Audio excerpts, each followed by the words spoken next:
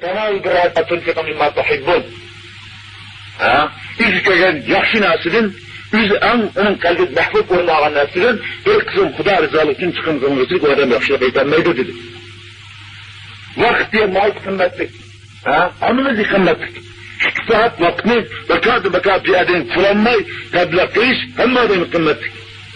Şu vaqtni Xudo rizosi uchun chiqim qilgan vaqtida şu dinning rivoji uchun o'zining mahbub bo'lgan iqtisodidan bir qism iqtisodni chiqim qilish hamma odamga u iqtisod deganda muhabbat bor. Shuni chiqim qilish odamning tabiiy qadar chiqim qilmaydigan narsa. Shuni Xudo rizosi uchun chiqim qilgan biz yaxshilik eta olamiz.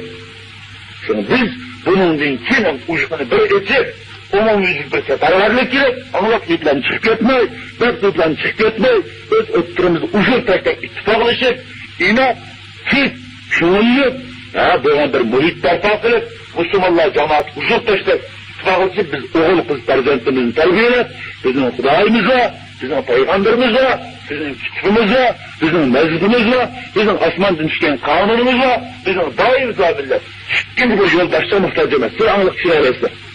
İkinci bir yoldaşça muhtaç emez.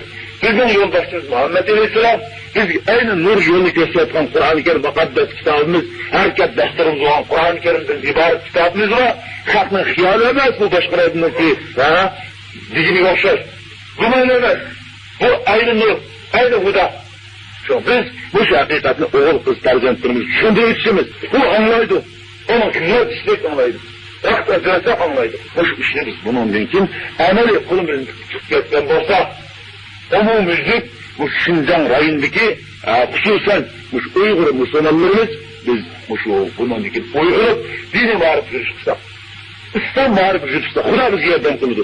Hem mecatte Xudo yerden kıldı. Demişka insanlar yerden kıldı. Sen Xudo'nun dini yerden dersen Xudo seni yerden bir de Xudo yerden kıldı. Şart yerden avu.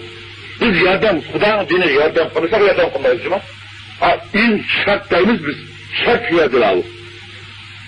Şu an biz Xudo'nun yerden, Xudo'nun dini kılan hizmet kılarkenimiz Xudo bizi rızkı verdi. وَكَايِنْ مِنْ دَابَّةٍ لَا تَحْمِلُ رِزْقَهَا اللّٰهُ يَرْزُقَهُ وَاِيَّكُمْ وَهُوَ السَّمِيعُ الْعَلِيمُ Toyucu Allah'ın kötülelemedi yüzünün rızkını.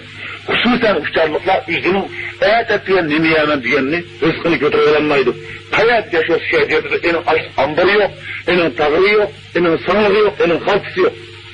Bu hayat şişe taat kılgan vaxtıda şişe doktor rızkı verdi. Sürüyor rızkı verdi o. Diğer ayette bizim imanımız var. Şimdi biz bu ihtiyatımı yaxşı karmayımız demek istemez.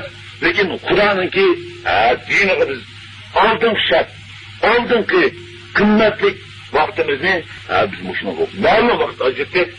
Mayli qari, mayli yosh, mayli o'quvchilar, mayli g'ayri o'quvchilar, mayli o'g'il, mayli qiz umumyuzlik safarbar qilib, bir-birimizga tashviq qilib, bir-birimizga targ'ib qilib, bir-birimizga da'vat qilib, bir-birimizga tushuncha berib, umumyuzlik bir uyg'onsak, Beyran bizden bir arzuyumuz.